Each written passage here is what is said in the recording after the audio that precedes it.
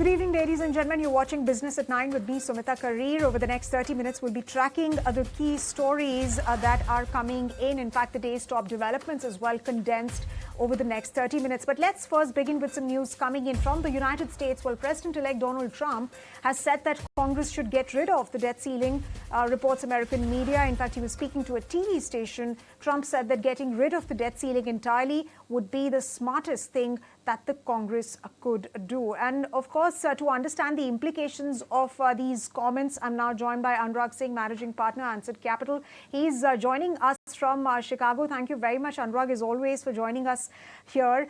Now, Washington, believably and reportedly scrambling after these comments. Is this one of Trump's many salvos? Remember, he's been making so many comments around President Biden's presidency, around tariffs, around Canada, China, so many things.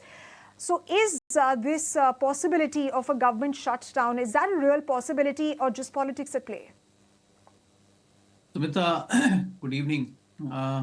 Look, yes, it is. I agree. This is one of those Trump salvos, right? And I don't know what is the point of this. First question, let's address that first. Of course, there might be a temporary shutdown because, Friday is too early and it's hard to pass a bill like that. And it's pretty hefty bill, about maybe 1,000 pages long or more than that, possibly, right? So there are a lot of details in there. But I think there must be a reason why this whole chain of events started, from Musk tweeting and then it carried on and then Trump supporting it. So I think they would have planned it behind the scenes, but I think we should expect more of this in the new administration. Eventually, the government will be funded. It gets funded backdated, so it's not that anybody is losing money, it's just a temporary blip. But Sumita, coming to the larger question, should it be abolished? I don't think so.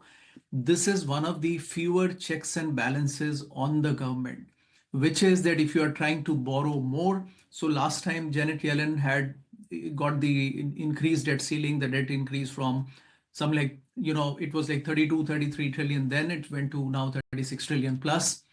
Now they will further raise it. The point is, if you want to spend more money, which is the government wants to spend more money, they should go back to Congress to get that certification, right? And get that money. Government should not be empowered to just spend it the way they like, right? It's like a budget in the Indian government, except that they have it every year, but they present it, right? I don't think getting rid of it is a good idea. But having said this, if Democrats are in power, they want to get rid of it. And if Republicans are in power, they want to get rid of it too. It depends on who holds the Congress. This time, Republicans hold the Congress as well. But I think repealing the debt ceiling eventually needs a bigger consensus, at least a 60% vote. So I don't know the technicalities, but I'm judging it's not that easy. Right. But that's my quick take here. Right. It's not that easy. And Anurag, we've seen over the past few years, in fact, very recently in July, August itself, there was that issue of debt ceiling, raised. And of course, it was in news for a very long time as well. And of course, at that point in time as well, there were considerations and fears of whether indeed there will be a shutdown or not. Now, you're saying that there is a real possibility of a shutdown happening. I want to understand from you, what are the implications of such a shutdown going to be? No, so it simply means that the government cannot, from that day, pay the salaries of the government employees, cannot do any defense, cannot do any spending. So it's basically a, close down of the government meter. That if they are spending every day, and out here the salaries are paid every fortnight, spending happens on an everyday basis. The day the clock of shutdown runs out, then you can't write any check to anyone. So basically that's what it means. So which means, but we have seen instances, even I think somewhere in 2016 or between 2016 to 2020, when Trump was there, and I think the Democrats were holding the purse strings. Nancy Pelosi was the speaker, I think between 18 and 20. We saw that government was shut down for almost more than 30 days. Although everything was paid with a backdated effect. It's not that anybody is losing any salary or anything of that sort, right? But it creates a question. The larger question is that a democracy of United States size and of this kind of the nature of the democracy that we talk about, this is the ideal democracy to be in.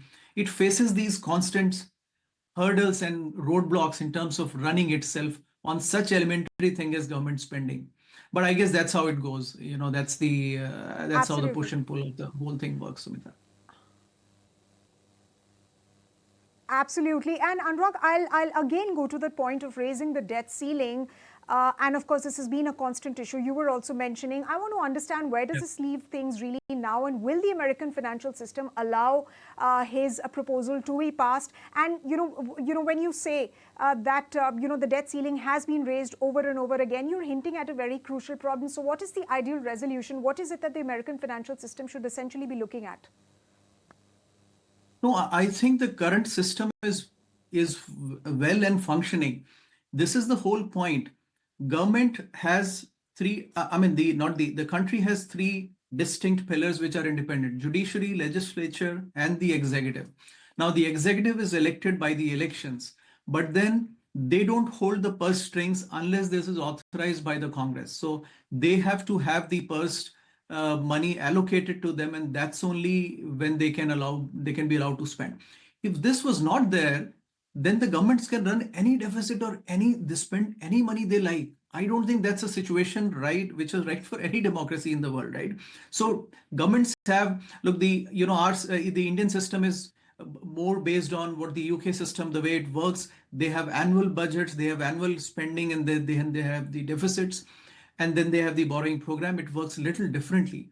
But American system, you have to keep going to Congress if you to get authorized. It's the same way. It is no Yes. different. It is just that we don't Yes. allow our political, elected people to write their own checks without going Yes. to the Congress, right? Which is the power of the people, right? So that's how it should be. And I think the So, system works so perfectly essentially, what fine, you're saying. except that, yeah. So you're essentially saying is that there should be appropriate and enough checks and balances as well. In fact, we've also been seeing how Elon Musk and Donald Trump have been speaking about cleaning the system. I'll come to that point in just a bit, but let's first also address this important question related to the debt ceiling issue and, of course, its impact on the financial markets.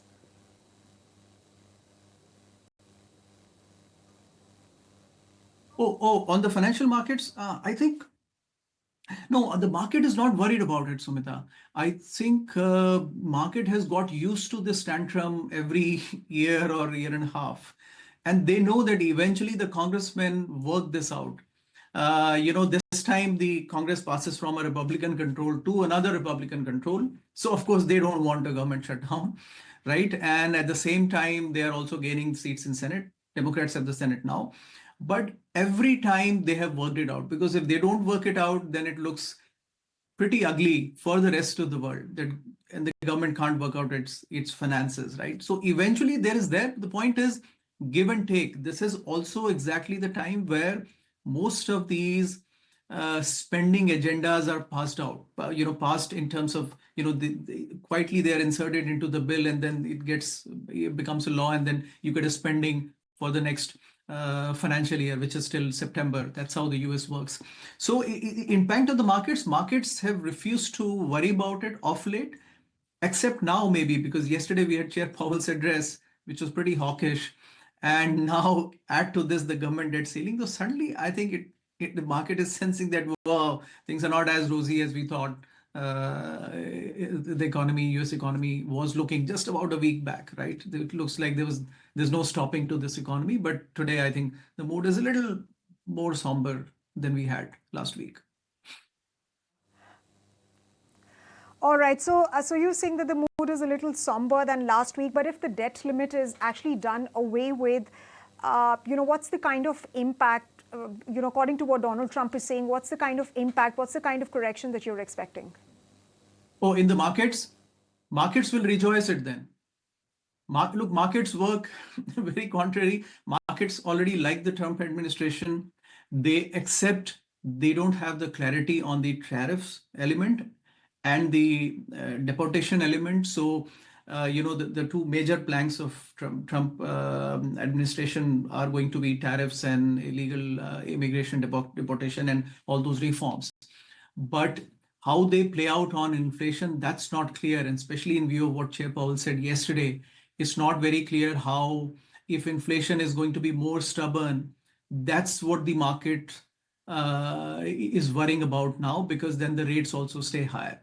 But if they can manage this, and hopefully they can, because there are pretty sound people in the treasury, and the Trump nominations are pretty sound on the financial side. Markets generally like if this fiasco doesn't happen every 1.5 years. So I think if debt ceiling is gone, but I doubt it, Sumita. If Look, I'm not a lawyer. I haven't really dwelled into technicalities of this because simply Right. it was not significant enough. But if it hasn't happened till now, I don't think it's But so why do you easy to say? do. But why do you say that that's not really a possibility? No, it's because these are certain things like which are on the wish list of all the governments, right? So had it been so easy to do it, in terms of the composition of Congress, the way it votes, the percentage of votes you need, and then it would have got done much earlier, right? Democrats would have done it at some point during the Obama administration. They didn't do it then. I think it was pretty easy to get a consensus then. It would have got it done at some point in time where one person holds all the three branches of the government, which is White House, Congress, and the Senate. But if it hasn't got done, I think this is one of those wish lists, like Democrats keep saying we need a 51st state of Washington, D.C., and 52nd state of Puerto Rico. It is some of those wish lists that Republicans have, on like, we want to end birthright citizenship. I think some of these are more constitutional issues. I don't think it's easy to get done with these by a simple majority. That's my sense. But maybe we'll find out if this is the moment where it finally gets done. Yes, because we've seen, the kind of commentary that's been coming in from Elon Musk, of course, JD Vance, and of course, Donald Trump as well, Anurag. But to the point that you were mentioning about inflation, now, if this debt limit is done away with, this could lead to, unlimited money printing, and hence it could also impact inflation. Then help us understand then the impact on the US economy, because inflation is something that the US economy has been dealing with and, of course, been trying to rein in. No, no, true. I think that is the only worry at this point for the markets and the economy, that finally we've got behind the COVID spending, and all those traumas of the past are over. There were some mistakes done, but I think eventually everybody wants that US should get back to this, relatively stable, below 2% inflation, where Federal Reserve decisions were kind of a non-issue. But here is one complexity here, which makes the things a little more different than for the last 20 years, which is since 2008, Federal Reserve broadly has been in an emergency mode, which is they've had zero interest rates, barring 2018-19, where it went to 1.5%. Chair Powell did the same. But since 2008, broadly, they've been in the zero rate, which is that, there is good 15 to 18 years where markets have not seen anything but zero rates, right? Which means the 10-year yield is between 1.5, below 2%. Now, over past 15, 20 years across the globe, there have been huge startup funding, private equity funding, because money was so cheap, you could borrow it at almost no cost and then spend it into riskier startups.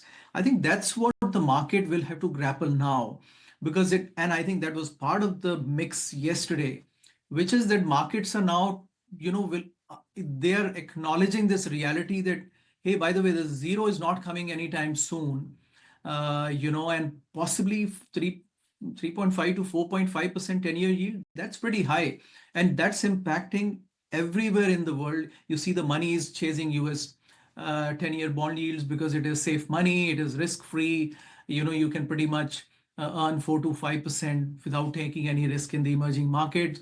Do we need to revalue the market? Do the multiples come down in view of this 10-year yield persistently higher? How will the housing market react? I think this is the new normal that the market was not used to for the last 15 to 18 years. And that's the only question with us. But I would just leave with one positive note here, Sumita. Leave in the sense and leave this subject, which is that what would you rather have? Would you rather have a weakened economy and a faster rate cuts? Or would you rather like a stronger economy and a slower rate cut? I think any day I would pick the latter, Right. and which is where we are. The economy is pretty strong. Rate cuts might be slower, but Federal Reserve has the gunpowder dry if it needs. But if it Yes, doesn't need, then who needs it then? absolutely. Absolutely, and we'll have to see the kind of trajectory that the Fed really takes in the Trump administration. Anurag, very, very valid points that you've made about, Donald Trump's latest comments. You're saying that, of course, the markets will rejoice if that debt ceiling is indeed done away with, but that doesn't really seem like a reality as of now. But thanks very much once again for joining us here. Always a pleasure to speak to you about markets and a whole lot more. Thank you.